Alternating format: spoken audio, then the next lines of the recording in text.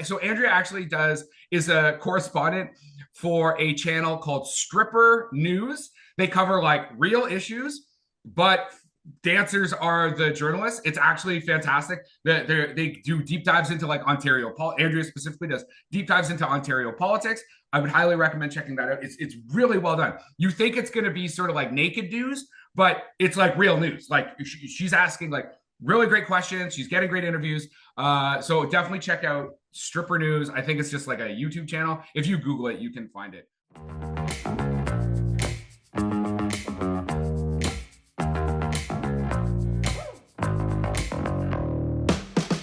Sometimes you got to just pay for this kind of pleasure, because we're talking movies. We're talking modern horror, starring Andrea Werhun and directed by Nicole Bazuin. Chris, what happened to you in your childhood that make you want to like do this? Like, what happened? Like, were you touched? Not that's for between me and my therapist, or my therapist and I. Not the scope of this podcast.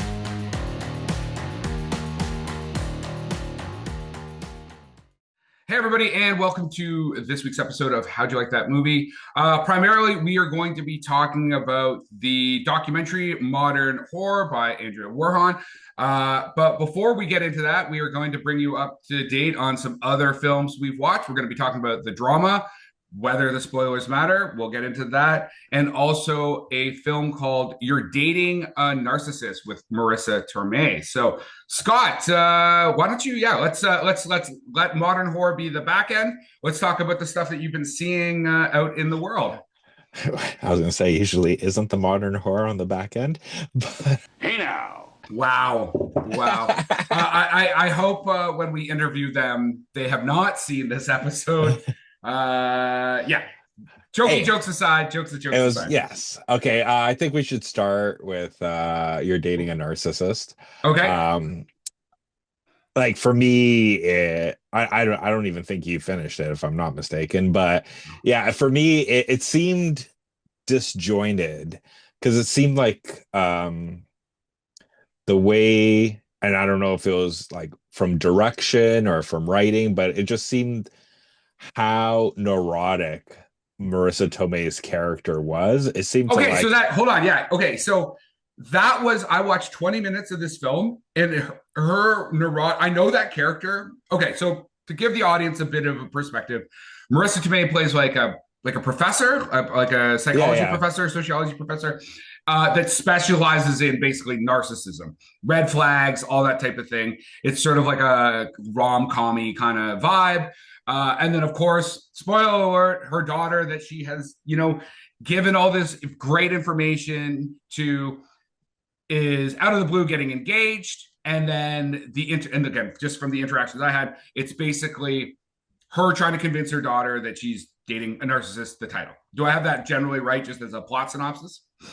Pretty much, yes. Yeah. So the big people in this are Marissa Tomei, Sherry Cola, who I love as an actress. She's super funny. And then Clara Bravo, Marco Pagozzi, and Jose Maria Jaspic. But to the point of Marissa Tomei's narcissism, like I understand that is how the character is supposed to be, but it was like grating. Like it was hard to watch her be like the dialogue is just like bang bang bang bang bang bang bang like neurotic like it was almost like old school like Woody Allen, like the way that his character would be written, but unfortunately not with the care and attention that Woody Allen put a lot of care and attention in a lot of things, but he definitely put care and attention into his scripts. So okay, keep going about what your thoughts on this. And that was the thing, like to me, because and that's what kind of threw me off on it, is because you never technically ever get to see like who she was, like what her personality is, like Marissa Tomei's character, because it's neuroticism and then it just goes to the extremes by the end. So it was kind of like, it reminded me of like old school like Steve Martin, like Father of the Bride, but Okay. at least with that one, but that one was built for, the physical comedy that Steve Martin would bring, right? But you got to see him at the beginning, like just being a normal dad and why he cares about like, but with this, just the way, again, like it was just the writing or the direction, because I like Marissa Tomei is an amazing actress, so I don't want to like put it on her performance. I just think it kind of seems like it was what she was given to do. Yeah, and from what I saw, again, I think she was acting acting appropriate to the script she was given. It wasn't that her line delivery was off or how she was acting in a scene. It was the words she was given to say, right? And like you said, so that is probably a script issue and a direction issue. And so it's co-written by Anne Marie Allison. The other part of the screenplay is Jenna Milley. But also this is like Anna Marie's first film as a director. I have very little information on her as a director or as a writer, so I don't know if she's some like nepo baby, or why don't you talk a little bit more about the film and I'll see if I can get some info for the audience here. Well, that's the thing. Like we could be 100% wrong too, because on Rotten Tomatoes, it's 55 by the critics and 92 by the audience. So the audience is liking this film. Yeah. So, like, but pretty much is technically what you're saying. Her daughter starts dating a guy, which she's not seeing the red flags. Marissa's character is trying very hard to do it, all the while Sherry Bravo's character is the other woman who's also dating a narcissist, and she's trying to technically help both her friends. And then eventually, rom-com fashion, she falls in love with the owner of the hotel that she ends up staying at. But yeah, like to me, it was just like, again, romantic comedies are not like my forte. I don't really like them as much, but this was like Stand to Your Fair, where it was just by the book, but it just like to me, it just something seemed off. Well, and so first off, you're correct. Like for those that can't tell, if you're not watching us, you're listening. We're just like middle-aged white dudes, so maybe not the target demographic of this film right off the bat. Although I do like, as you know, I do like a good rom-com, a good musical. Da, da, da. Uh, with this though, it had a very, I guess you would call it like what CW or what Hallmark, like it had that kind of like schlocky vibe. Like this, to be fair, like To be fair. Well, to be fair. the type of stuff Netflix is also just like pumping out that along its like with its like reality TV. Would that be a fair assessment? Like it's kind of I would say, yeah. like everyone's very pretty. The location is very nice. It's like a Tuscan, is it a Tuscan style like villa or something? Not in it. I don't think they're in Italy though. No, they're not in it. I think it's LA. Okay. If I remember correctly, yeah. But yeah, that's the thing. I personally don't recommend it, but again, based on Rotten Tomatoes, it might be me, not this movie. So I just want to Clara Bravo, who plays like the lead, the daughter, right? I think she's 29, but she looks super young. And then I'm guessing Marco is the guy that's Theo. Theo's the guy she's dating, right? Yes. Yeah. So I think he's like in his mid 30s or whatever, but he looks significantly older than her. Like she looks like she's like a freshman in university and he's like a grown man. Like to me, that casting was bad because it looks so inappropriate. It was like Yeah. she's almost a high school student. You know what I mean? Yeah, if I'm not mistaken, she's a senior in university in the film. So they did like play her that she was a bit older, but he's already an established doctor. Yes, but she looks really young. Yeah. So yeah. it doesn't even, you can say that she's 45 if she looks like she's 17. Like it gave me this like, what's happening here, man? Like I thought that was a poor casting choice. Unless maybe that's a thing. Maybe that's a thing. You want to have that big age gap aesthetic because like you said, even by making her a senior, he's still an established medical doctor, right? So yes. so I did grab. So here, the Anna Marie Allison. I brought up her IMDb. And I don't like, as a writer, she wrote on The Fabulous Four, Love Under the Olive Tree TV movie. Like, I have the Golden Arm. I don't know what any of this stuff is. Does any of this standing out to you? No, I haven't watched it, but like it doesn't mean it's bad or anything. So that's the thing. I I'm don't want to. Yeah, I don't like to critique something or comment on something I haven't actually seen or heard of. I leave that to you. It's what I do. I can watch 20 minutes of your movies and I'm gonna make a fucking full assessment of it. All right. Do you have anything else you want to talk about? You're dating a narcissist. Yes. No. No, no. No, you're good. No, just based on the title, you know how it ends. He ends up being a narcissist, just so you know. Yeah, and as a narcissist, yeah, I understand the challenge it is dating people such as myself, which is probably why I'm single. Okay, moving on to definitely a film that has been getting a lot of conversation, a little less action. I don't know. We'll have to see. Actually, let's see on the topic of action. The drama had a $28 million budget. It did 82 million at the box office. Not bad for a little film with two little stars. One being Zendaya, the other being Robert Pattinson. So yeah, Scott, do you want to talk about the plot synopsis for the drama for Yeah, anybody? so yeah, pretty much. Well, the trailer, if you haven't seen the trailer, pretty much it is a couple who's engaged.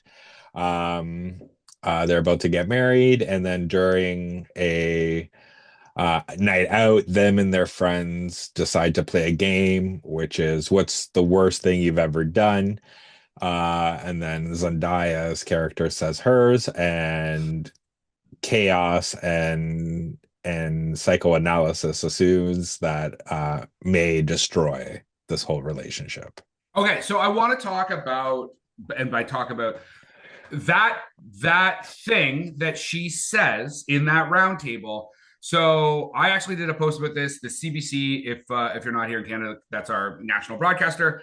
They were doing a bit of like a conversation with some film critics, and they just like laid out what she says. Like they that plot device, or actually that what would you call it? Like secret or whatnot.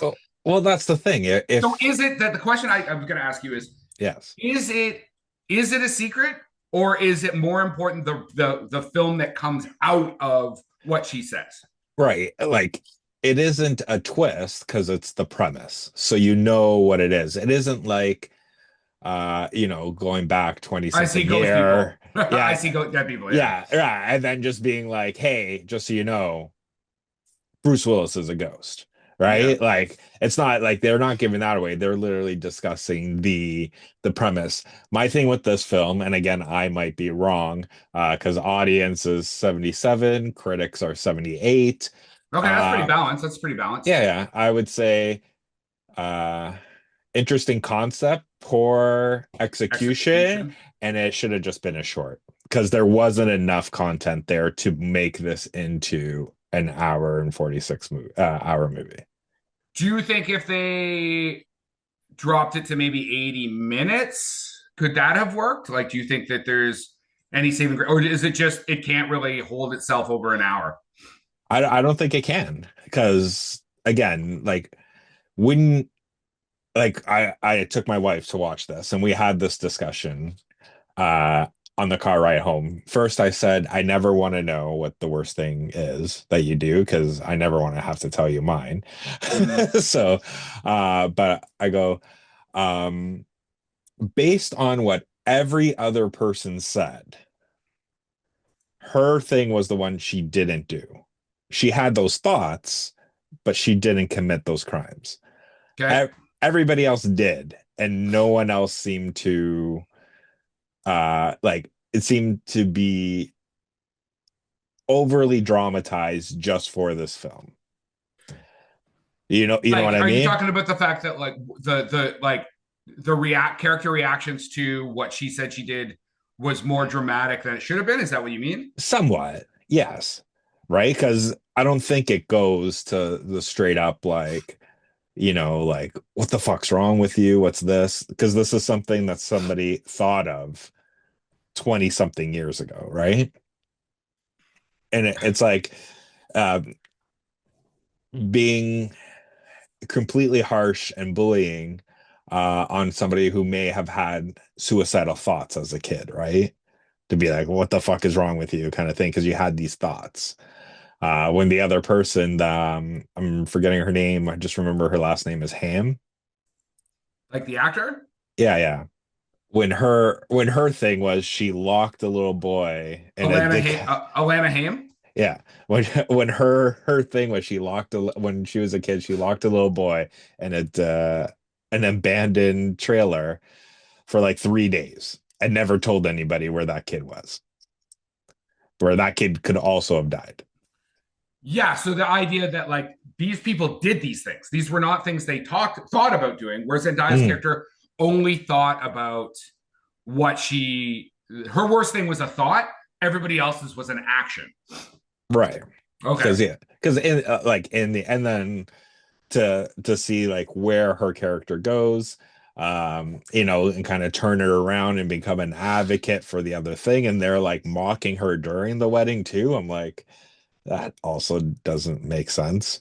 But yeah, like I don't know. I like the ending of the film, but I do think in my opinion, the execution of this whole film like didn't work for me because it just seemed to drag on for so long and having the same arguments over and over. So, do you think that people should see it? I think it's still in Reps theaters here in Canada. So you could still see it on a big screen. Obviously, it's going to be coming to a streaming service at some point. I think it'll do well on streaming just because of the buzz around it and the actors, right? Those are two pretty big actors. I think people will watch it. Do you think they should watch it if they can just chill at home and watch it, or? Well, I do think this will be one that will like come around, not like come around, but when it hits streaming, it will do relatively well too. Because I do think it's one of these films that not many people are going to go um to the theaters to watch, right? I mean, like I just said though, like some people have because it's done 82 million at the box office. That's not too bad for a little indie Yeah, film. yeah. No, no, that's what I mean. But it's not like well, what's number one right now? What was the number one? Is it Mario or is it still Project Hail Mary? Oh, yeah. But I mean, the two things that I just listed are the two like big films that Yeah, right off the yeah, top of my head, but right? yeah, but it's still two different things because this one, if I'm not mistaken, is straight R, right? It's a rated R movie. The other two are family affairs.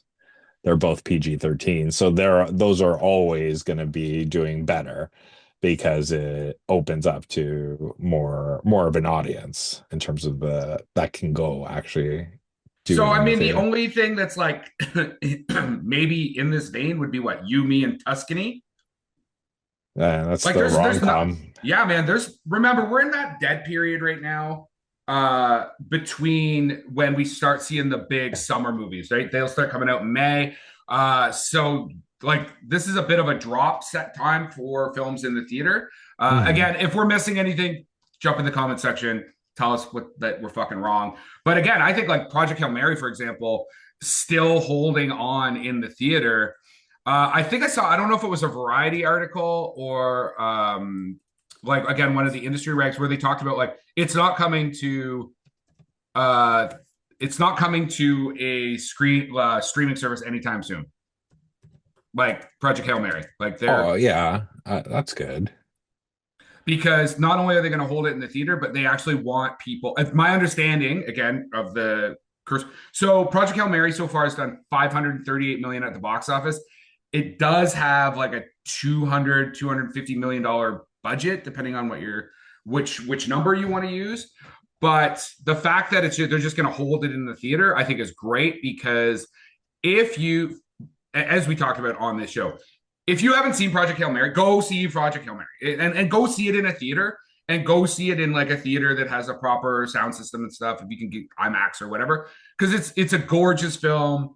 You know, it'll make you, reconnect with humanity. It's fun. It's funny. It's sad. I cried multiple times. Like it's a good film, but more from the aspect of like cinema or the movie going experience this is why we have cinema. Like, you know, that you can go to a place and experience a big film like this.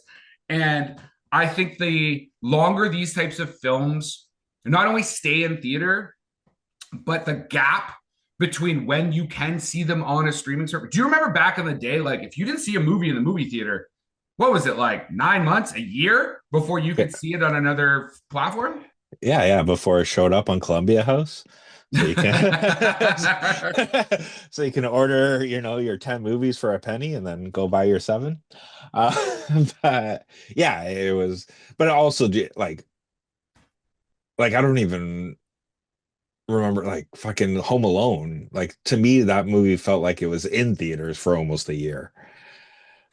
Yeah, because films that were doing well, like that was where the money was, right? Obviously, like Yeah. once you get into like VHS and DVD sales, but like you would just like have like multiple screenings a day in, day out of a film like that, right? And Home Alone, like that is also another film that's super fun to watch in a theater because of just all the like fucking shenanigans that are happening, right? It's a great, kind of timeless film. Yeah, and like going off on a tangent, I do think that sometimes, especially now with the shorter release windows, but also how some rep theaters are being kind of bullied on picking up films that they have to like keep on for a certain amount of time, right? Like I heard something about Tron Ares, where if a rep theater picked it up, it had to be there for like 2 weeks or 3 weeks, even though it was like a Not bomb. making money. Yeah. Yes. And then they couldn't take something else out or they'd be in breach of their contract with Disney or whatever. So yeah, like stuff like that. Well, and go ahead, No, finish your no, thought. continue. Yeah, well, and then in regards to rep theater, and then we'll move off of the drama. Is the Cineplex is here, like as in the company Cineplex Odeon has kind of a bit of a stranglehold where their geographical location of their theater, you can't, if you're a rep theater, a lot of times you can't show films for a period of time if they're playing in the Cineplex, which also includes when Cineplex will bring back like Friday the 13th or something like that, like some old film. All of a sudden, there's often these like caveats that say, like, oh, no, the rep theater now can't play it. It's like, fuck you, man. That's like their bread and butter. Fuck off. I did think of a movie that this kind of would be in tune with, and that was The Bride, because that was also a rated R film. Short, not huge box office, but most likely will do well or better on streaming, because I don't know how much it made, but I think domestically it was only like 12 or 13 million. The Bride. So Maggie Gyllenhaal's The Bride had a $90 million budget and it did 24 million. There you go. That is not again. The Bride is another one that if you still can see it in a theater, I would go. And I think what I said when I did my TikTok on it, I was like, just let it happen to you. Like just it's an experience. It's very luscious as far as its aesthetic and the acting and the music. Just don't try to make it's like a punk rock Bonnie and Clyde, but don't try to understand the movie. Just let it happen to you. Just shh and let it happen to you. Um, but there's another one that came out actually that I watched. I don't know if you did, but it kind of would go into the vein of this because it was also an A24 movie. But I super enjoyed it. It was How to Make a Killing with Glenn Powell and Margaret Qualley and Jessica Henwick. Yeah. I definitely recommend that. It's funny, well acted, and fuck Glenn Powell with his fucking charisma and charm shit. Now, it doesn't even matter. That is his career now. But at least he doesn't have to take off his shirt as much as Chris Hemsworth. but yeah, like it was really good. I really recommend it. I think now you can rent it, that it's out, or because it's not yet on streaming service, but definitely fun and one that you should watch. I really enjoyed it.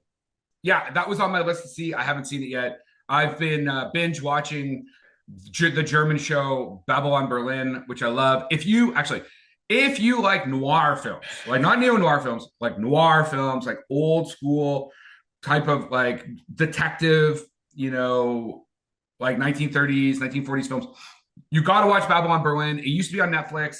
It's now on Apple TV, but it's actually not on Apple TV directly. You use Apple TV as the platform, and there's like an extension that you can get. They also have a free trial right now, and it basically takes place in the late 20s.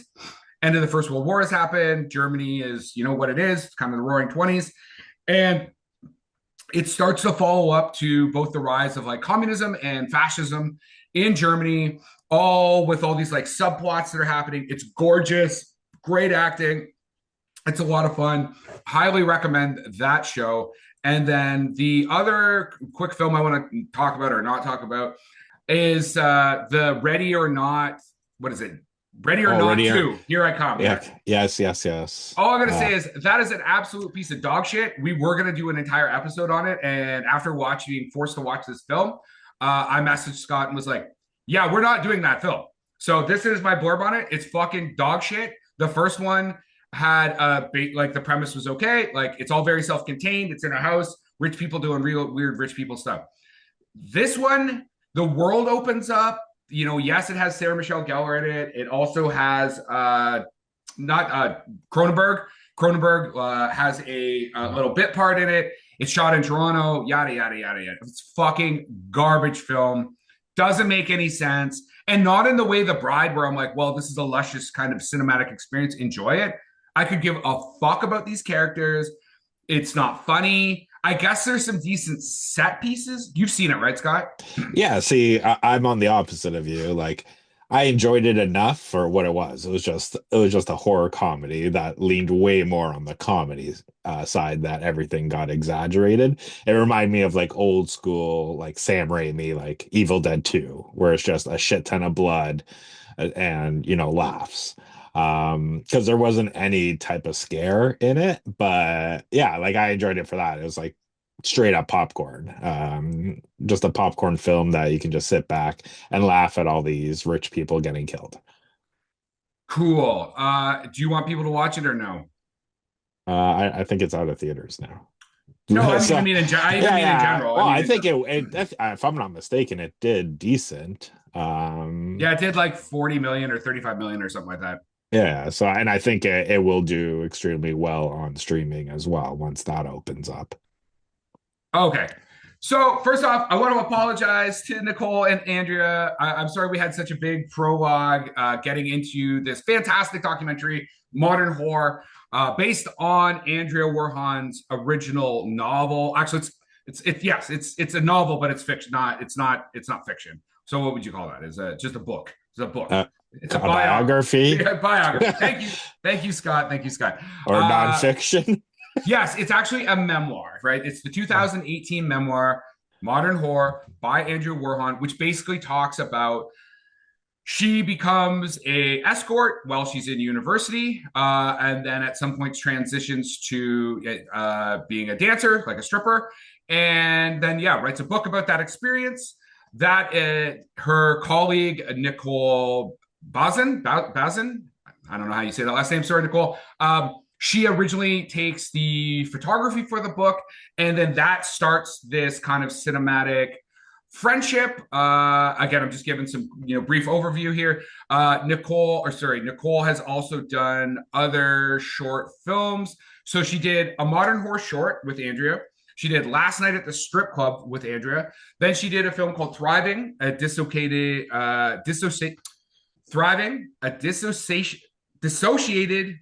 Reverie. I don't know why I couldn't say this. This is her first feature. This feature was executive produced by Sean Baker. So I guess the TikTok kids know about the Florida Project. The most recent film by him is obviously the Oscar-winning film Anora, which Andrea also was a technical advisor on. So yeah, that's kind of a brief overview. This is a feature length. What is this thing, like 80 minutes? Yeah, it's an 80-minute documentary, but it's done in with some like comedic, scenario reenactments. Yeah, Scott, thoughts. I kind of just did a bunch of like yeah. You're spewing all over the place here. I enjoyed it as well. And I enjoyed the format, how it was done, where, you know, you had like the sit down kind of interview, especially having, even though this is Andrea's story, but having her be the interviewee. So she's interviewing other people in terms of in the industry, also her partner, um, and like hearing their sides of the story as well. The other thing I super appreciated, like when it does do like the reenactment, how like it reminded me of like, and this is going to sound silly, but it reminded me of the 60s Adam West Batman movie, Oh, like a right? pow, boom. Yeah, like Well, that everything. aesthetic, they're using that kind of aesthetic, like a really stripped down. Yeah, it was like a lot of campiness, a lot of everything. And that just made it kind of like fun to watch, right? It does have its moments in these reenactments when you like feel for what the people in this industry have to deal with in terms of their clientele. And not just like assholes, but just like, you know, actually thinking about like the amount that they have to do, like when she's talking about like when it's her fifth client in a day in that night, and you know she's hurting because of it, Yeah, like right? the actual just like physicality of Yes. sex work. Like it's like working a long shift. Like there's an actual physical toll, not just like the emotional and mental toll, but like just the physical actions that you're going through, including like dancing all night, like being up on your Mhm. heels and dancing all night. Um, yeah, I think it's got a lot of really touching moments. It's also a really good prime because Andrea is obviously, well, not obviously, Andrea is a very pro sex worker. She's a pro sex worker advocate, also for like legalization or decriminalization. I can't remember which one she prefers.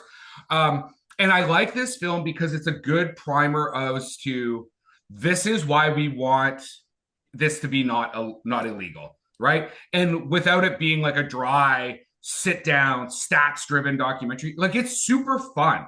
Like it's a fun documentary to watch. She's got such great chemistry. Nicole is such a good director with her as well. And also, I really want to give a shout out to Nina Dijak, who is the cinematographer. She worked with both of them on Last Night at the Strip Club, which she won the CSC, which is the Canadian Cinematography Award. For that, she also worked on the Modern Horror Short. That aesthetic, like both the set decoration and then her camera, just gives it this like pop kind of feel, even in some of those like. And listen, this film is about a working sex worker, so it is not all gumballs and candy and stuff like that. Like that, Andrew does get into some dark stuff. So, you know, trigger warning to that type of thing. Like there is some sexual violence that happens, and she's very candid about it and talks the audience through it. But outside of those darker moments, you know, one of the things Andrea really seems to want to get across is that, like, for some people, this is a choice, and she lays out the financials, right? She's the film basically it's kind of chronological. You'd say agree, right, Scott? Kind of starts at the beginning and Yeah, moves yeah, yeah. through. Is she's a student and she's working a shitty job and she's making no money, and then like so the money is like what kind of gets her looking at some other options. And again, I don't want to spoil it because I do think that people should watch this film. You know, we're going to talk a little bit more. Then I'm going to tell you where you can see it and when you can see it. But I highly recommend it. Some of her shorts are online. I think you can find Last Night at the Strip Club.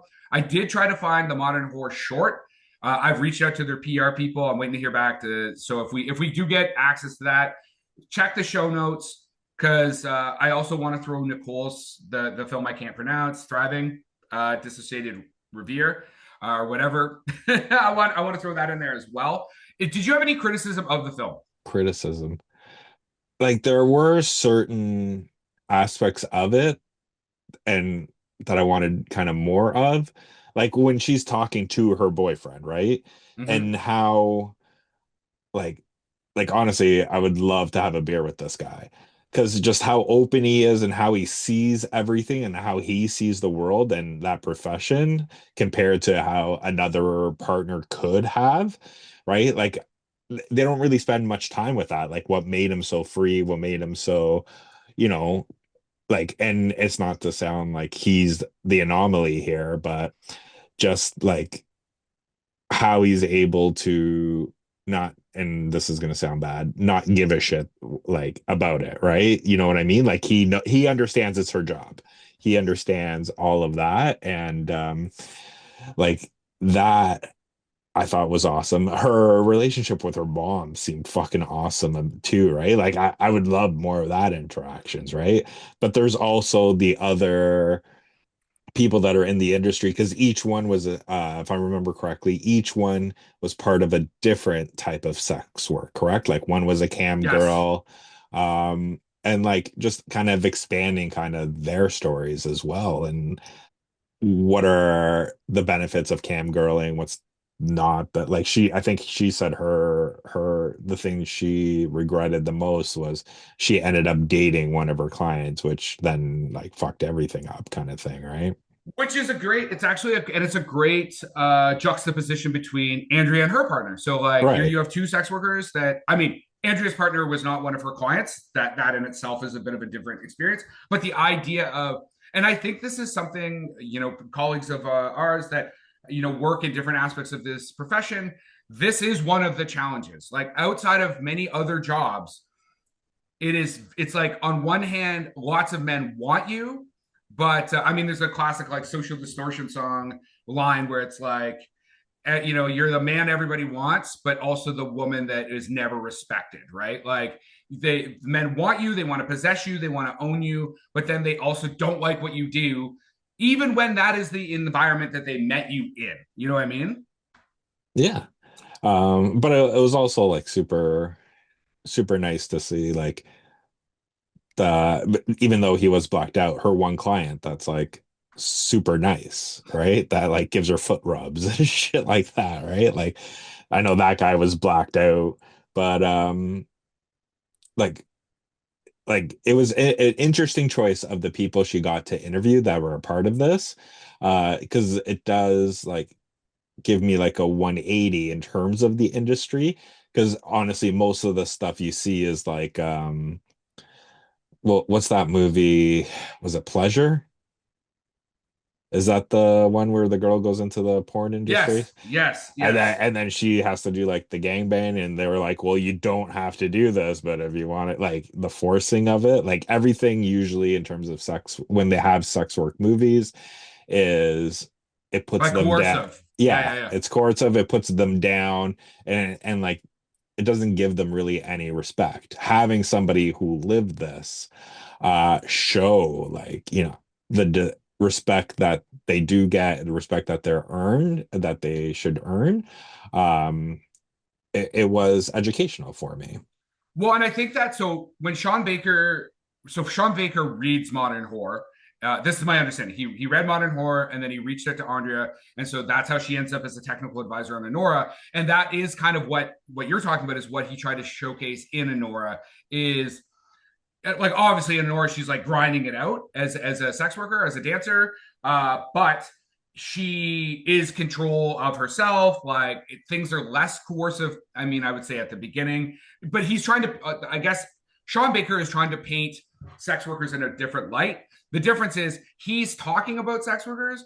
Andrea was a sex worker or is a sex worker. I don't know if she still does anything. I know that. So Andrea actually is a correspondent for a channel called Stripper News. They cover like real issues, but dancers are the journalists. It's actually fantastic. They do deep dives into like Ontario. Andrea specifically does deep dives into Ontario politics. I would highly recommend checking that out. It's really well done. You think it's going to be sort of like naked news, but it's like real news. Like she's asking like really great questions. She's getting great interviews.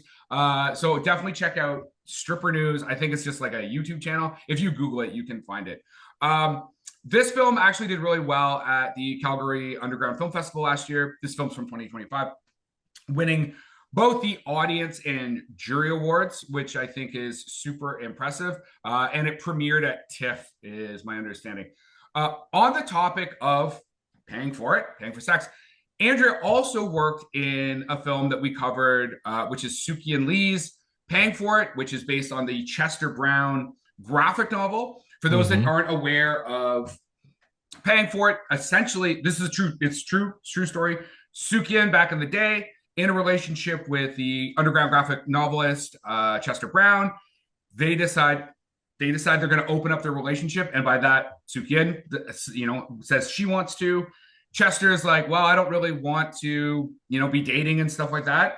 So he starts utilizing the services of sex workers, and then ends up in a long-term, I guess you'd call it like one-way monogamy, because the sex worker's got to go do other work, but he basically just continues to just see the same sex worker all the time.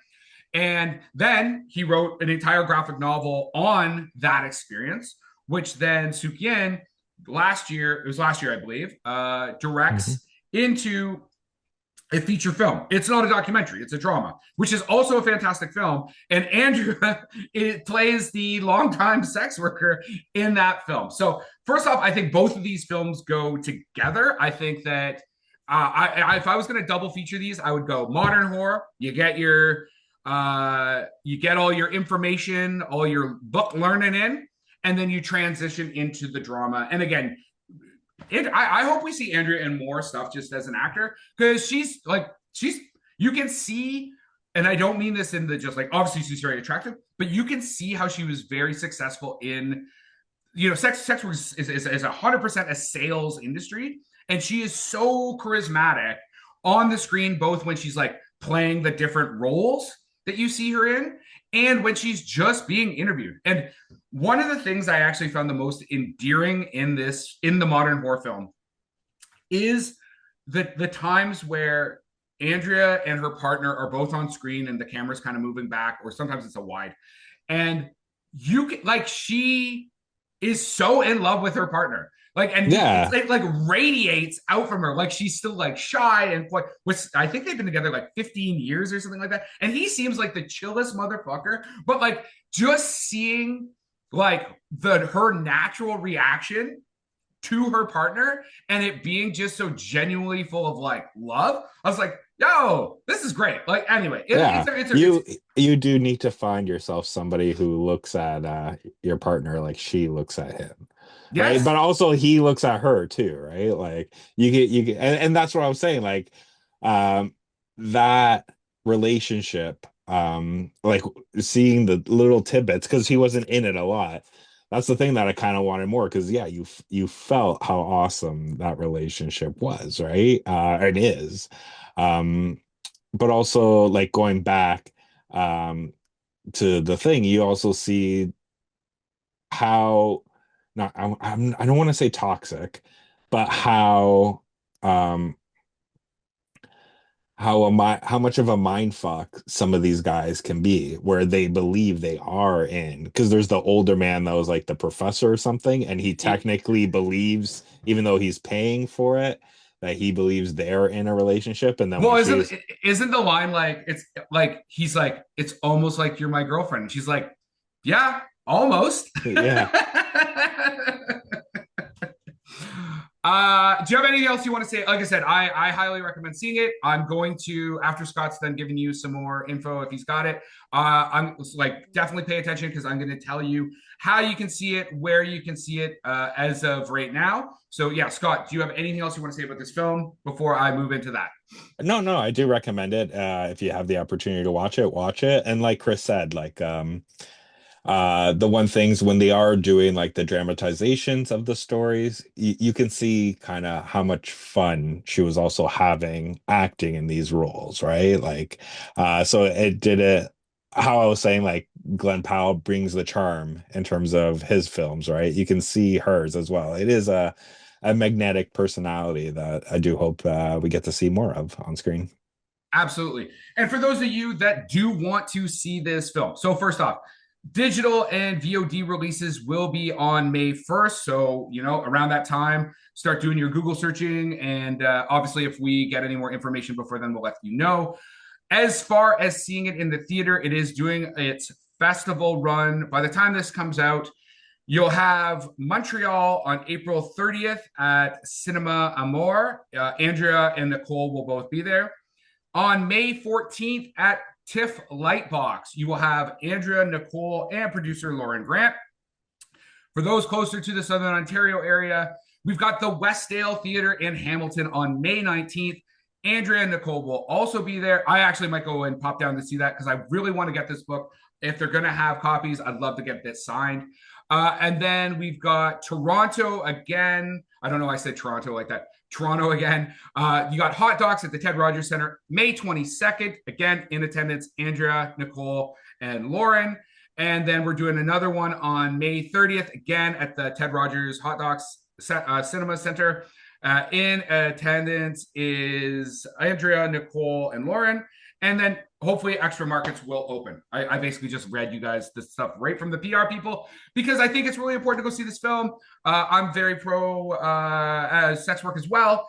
And if you get a chance, if you can bookend these two films, modern horror and paying for it, you're also, they're both all Canadian content. A lot of can, as Scott likes to call it. So check it out.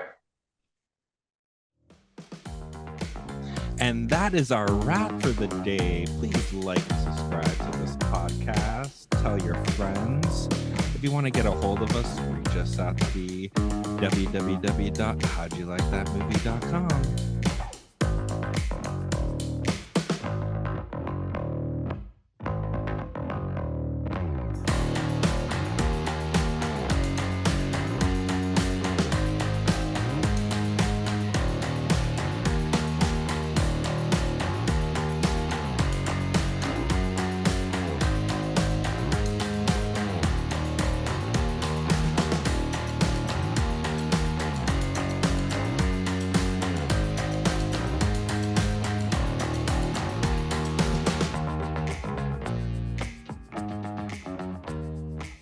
Production by Rod Shaver, Vader Monkey Productions.